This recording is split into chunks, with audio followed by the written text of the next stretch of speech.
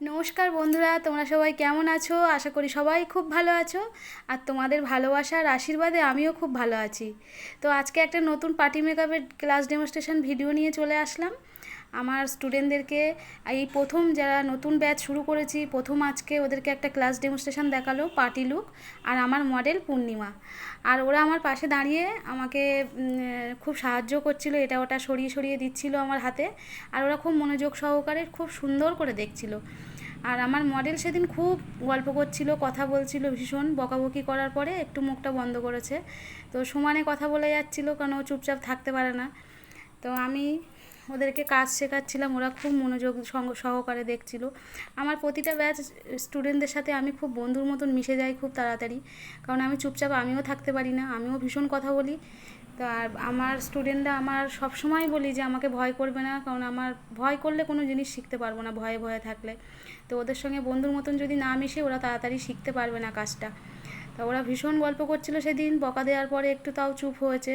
আর সবাই নয়, কেউ কেউ বেশি কথা বলে, একটু কেউ কম কথা বলে, পাঁচটা আঙুল তো সমান হয় না। আর আমার এই ব্যাচের স্টুডেন্টগুলো খুবই ভালো, প্রথম ব্যাচেই মানে প্রথম কদিন ক্লাস করেছে, 1 মাসের ক্লাসে অনেক কিছু শিখে গেছে ওরা। মানে যেটা বলছি সেটা সঙ্গে সঙ্গে ওরা ক্যাচ করে ধরে নিচ্ছে, বেশি ওদের পিছনে বকতে হয় না। তো আমি সবসময় ওদেরকে বলি যে শেখা যদি 6 মাসের কি 3 মাসের কোর্স থাকে, তোমরা যদি কাজ শিখে যাও যে বা না শিখতে পারো, আমার কাছে আসা বন্ধ করো না, আমার কাছে আসবে, যেটা প্রবলেম হবে বলবে, আমি তোমাদেরকে করাবো, দেখিয়ে দেবো আবার ডবল ডবল করে। ভীষণ গল্প করছে, দেখছেন আমার কত ডিস্টার্ব করছে। রিয়েল ব্রাইডের ক্ষেত্রেও এরকমই হয়, কোনো জায়গায় সাজাতে গেলে সেখানে সে একটার পর একটা, এত মজা করে কাজ করছিলাম কিন্তু সেখানে মানে সিরিয়াসলি এমন এমন কথা বলে, নিজেকে অনেক মানে এটাও আমাদের ধৈর্যের পরীক্ষা। কত রকমের কথা শুনতে হয়, কত রকমের কত কিছু শুনতে হয়, মুখ বন্ধ করে সেখান থেকে চুপচাপ কাজ করে চলে আসতে হয়। তো একটার পর একটা প্রশ্ন করে, এমন এমন প্রশ্ন করে বা এমন পাশ থেকে কমেন্ট করে এমন এমন কথা বলে না, খুবই খারাপ লাগে যে আমরা সত্যিই কি সব টাকার জন্যই কাজটা করি।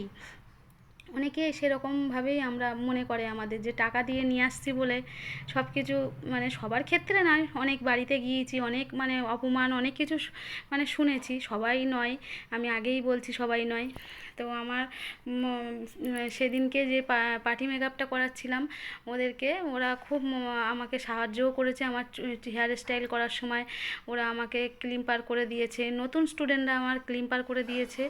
আর ওরা এত তাড়াতাড়ি কাজটা সব ক্যাচ করে নিচ্ছে, খুবই ভালো। আর তোমরাও যদি আমার কাছে এইভাবে কাজ শিখতে চাও, আমি হাতে ধরে তোমাদেরকে কাজ শেখাবো। আর যতদিন তোমরা কাজ শিখতে না পারবে আমার কাছে আসতে পারবে, কোনো প্রবলেম হলে আমাকে বলতে পারবে ফোন করে। তবে আমি যদি ব্যস্ত না থাকি, আমি ফোন রিসিভ করে নিশ্চয়ই কথা বলবো। আর আমি যদি ব্যস্ত থাকি নিশ্চয়ই পরে কল ব্যাক করবো। তো আমার পুরো কাজটা কমপ্লিট প্রায় শেষের দিকে হয়ে গেছিলো, কাজ চলছিল। তো সেদিন আমি শাড়ি পরে এসেছিলাম, তো আমাকে শাড়ি পরে সবাই বলছিল খুব সুন্দর লাগছে। আর আমার মডেলের ফাইনাল লুকটা পুরো কমপ্লিট হয়ে গেছে। আর ওকে কেমন লাগছিল তোমরা সবাই কমেন্ট করে জানিও। টাটা বন্ধুরা।